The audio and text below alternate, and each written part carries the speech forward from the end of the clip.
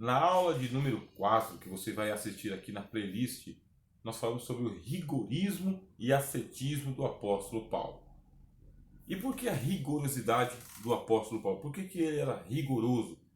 Ele dizia: eu esmurro o meu próprio corpo, reduzo-o à servidão, para que depois de haver pregado aos demais, não venha eu a ser reprovado por causa disso daí. Então o apóstolo Paulo dizia: nós estamos correndo, nós não estamos correndo a esmo, nós temos uma meta, nós temos um alvo, queremos alcançar o alvo para o qual nós fomos alcançados e por isso nós corremos. Existe uma lei que é chamada de lei, né? Não é uma lei que é escrita, mas é uma lei natural, chamada que é a lei do menor esforço. A lei do menor esforço é: a reta é o menor caminho entre dois pontos. A reta é o menor caminho entre dois pontos. A lei do menor esforço é: se eu consigo alcançar com menos energia, por que eu vou dispersar maior energia? Bom, em alguns casos essa lei é necessária, ela funciona, mas no caso do apóstolo Paulo, isso aí não se aplica. Por quê? A lei do menor esforço também traz o menor aproveitamento. Paulo entendia que é necessário haver um rigorismo cristão, primeiro consigo mesmo. Quanto às outras pessoas, paciência, amor, compreensão. Mas quanto ao atleta cristão, aquele que se propõe a correr, já que você assumiu a responsabilidade, é necessário que você se esforce um pouco mais, um pouco além. A lei do menor esforço não se aplica ao líder cristão, ao pregador cristão, ao pastor de Cristo. Pode se aplicar à membresia, aquele irmão que é carente, aquele irmão que é necessitado, que já está passando as tribulações dessa vida. Mas ao atleta cristão, ao soldado cristão, ao combatente cristão, aquele que admite estar em linha de frente, você é chamado ao rigorismo. É uma autodisciplina que você impõe sobre si mesmo para buscar ao Senhor. Existiu um autor na história da igreja chamado Thomas Kempis. E esse Thomas Kempis escreveu um livro chamado A Imitação de Cristo. Inclusive, eu recomendo que você vá atrás desse livro, ele está disponível em PDF, você vai encontrar ele facilmente. É uma leitura diária. Então, A Imitação de Cristo de Thomas Kempis. O que ele propõe ali? Ele propõe o rigorismo, mas não é aquele rigorismo contra o próprio corpo, e sim uma disciplina espiritual.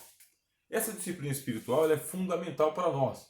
Se você quiser, leia, por exemplo, o Sermão da Montanha. Eu tenho até aqui na minha biblioteca, deixa eu ver se eu acho aqui fácil. Acho que não, hein? Eu tenho aqui um livro.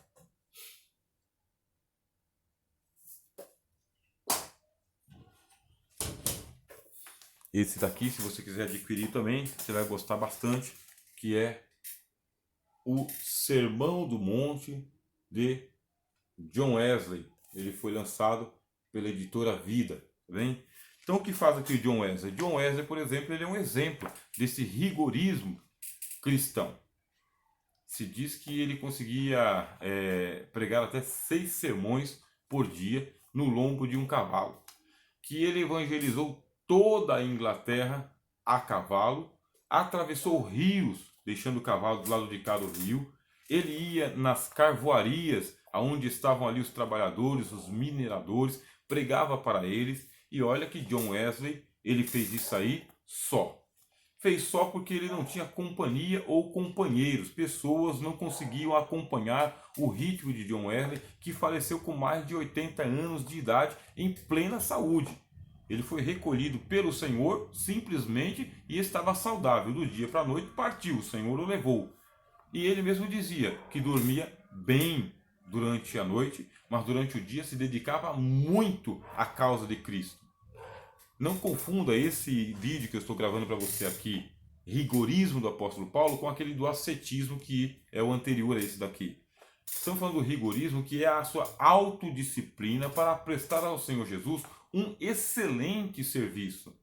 John Wesley escreve esse livro aqui, O Sermão do Monte, onde ele vai discorrer ponto por ponto aqui, ó, sobre o jejum, quando você ora, o cumprimento da lei, o sal da terra. E aí você fala, da onde que ele tirou isso? Tirou das palavras do Senhor Jesus. Quando Cristo subiu ao monte, ele disse: bem-aventurados os pobres, bem-aventurados os mansos, bem-aventurados os misericordiosos, os que choram, os que têm fome e sede de justiça. O rigorismo cristão é para que você comece a cumprir as doutrinas de Cristo com um pouco mais de excelência do que você já cumpre. O apóstolo Tiago fala para nós: sede cumpridores da palavra e não somente ouvintes, porque ouvinte tem de monte. Nós somos bons ouvintes de sermões. Nós ficamos zapeando a internet para saber onde estão os melhores sermões que a gente pode ouvir, colocar no MP3, colocar no fone de ouvido e ficar lá horas e horas ouvindo os melhores pregadores que a gente mais gosta. Mas isso não nos torna bons cristãos. É necessário uma prática, e colocar em prática exige disciplina, disciplinamento, rigorismo.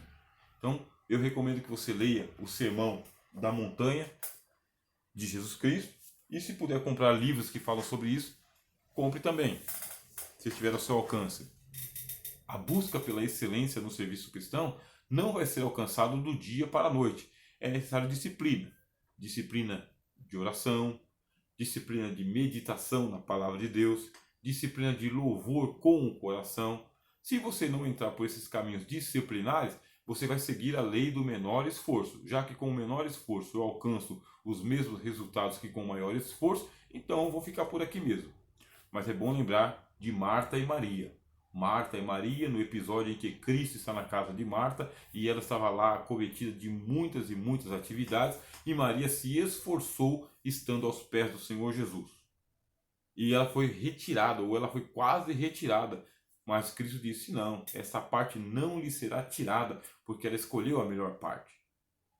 Então nós somos cristãos do século XXI, temos muita comodidade ao nosso alcance, mas na verdade o Senhor Jesus também mede o esforço. Tem um pregador que ele é pouco referenciado no mundo evangélico, porque ele era um jesuíta, e sendo um jesuíta católico, a gente evita, né, falar dessa turma católica aí, porque eles podem fazer concorrência, e vai que você queira deixar de ser evangélico para virar católico, né? Vai que você não tenha maturidade suficiente aí, tenha incerteza de fé, e eu cito um pregador católico que você queira ser católico, né? É brincadeira. Mas tem um pregador jesuíta, que é o padre Antônio Vieira. Ele pregou centenas de sermões, e um dos sermões ele diz o seguinte: olha, quando Cristo vir, ele vai medir os passos e os passos. Aí você fala, mas o que é isso, passos e passos? Ele está fazendo uma comparação entre os passos, que é a quantidade de propriedades que uma pessoa tem, e os passos, que é o andar da pessoa na presença de Deus, na casa de Deus, na causa de Deus. Aí o padre Antônio Vieira, fala o seguinte: Deus vai medir os passos e os passos. E muitos de vocês vão ser encontrados com passos, que são a quantidade de propriedades materiais que você possui. Mas não vai encontrar os passos de vocês em direção à cruz, em direção ao Evangelho, em direção a Deus. Então Deus vai medir passos e passos. Por quê? A gente se esforça muito em busca dos bens materiais. É ou não é? De ter uma vida melhor, de ter uma vida boa. Mas a gente não se esforça com o mesmo afinco, com o mesmo rigorismo para as coisas de Deus. Houve um pensador grego, deixa só que eu estou bom para citar, né? Que eu estou lembrando agora. Um pensador grego chamado Pitágoras, e ele dizia o seguinte: olha, corra com o pé direito para o teu dever e com o pé esquerdo para os teus prazeres. O que isso significa? Significa que aquilo que é dever, você tem que ir primeiro, cumprir a tua tarefa. Faz a boa obra que estiver ao seu alcance fazer. Faça com esmero, faça com qualidade, faça com dedicação. Coloque a sua digital, a sua presença naquilo que você está fazendo, em nome do Senhor Jesus e para o Senhor Jesus. Agora, isso não proíbe você de ter os seus momentos de deleite, de descanso, de alegria e de entretenimento. E que seja um bom descanso para você. E que seja o descanso de uma recompensa por um rigorismo. Você cumpriu a boa tarefa que Deus lhe deu com muita qualidade. Eu acabei de citar aqui John Wesley. O homem escreveu enciclopédias, dicionários, vocabulários, sermões, gramáticas, evangelizou a Inglaterra inteira pessoalmente e só porque ele não tinha companheiro, alguém que conseguisse seguir com ele a carreira do evangelho no mesmo ritmo que ele. E John Wesley ele foi convertido pelos moravianos quando ele estava voltando desiludido da América, porque ele foi fazer missões como um anglicano e, como um anglicano, não deu certo. Permaneceu na igreja anglicana por toda a sua vida, mas não era um anglicano. Ele se tornou o pai do metodismo. Por que metodismo? Porque era metódico, era um homem disciplinado. Diz a história que, inclusive, ele, junto com George Whitefield, faziam parte do Clube Santo. Inclusive, eu tenho aqui a biografia de George Whitefield e recomendo também que você leia sobre esses homens de Deus. O quanto que essa matéria pode se aplicar a você? Bom, veja o quanto que o apóstolo Paulo plantou de igrejas, quantas epístolas escreveu. Ele ocupa 48% do Novo Testamento. As suas palavras são relevantes, não são apenas palavras do apóstolo Paulo, e sim palavras de Deus, recomendáveis, e estará presente no dia do nosso julgamento perante Deus. Muito do que nós aprendemos por causa do rigorismo do apóstolo Paulo consigo mesmo na causa de Cristo. Que a paz seja contigo.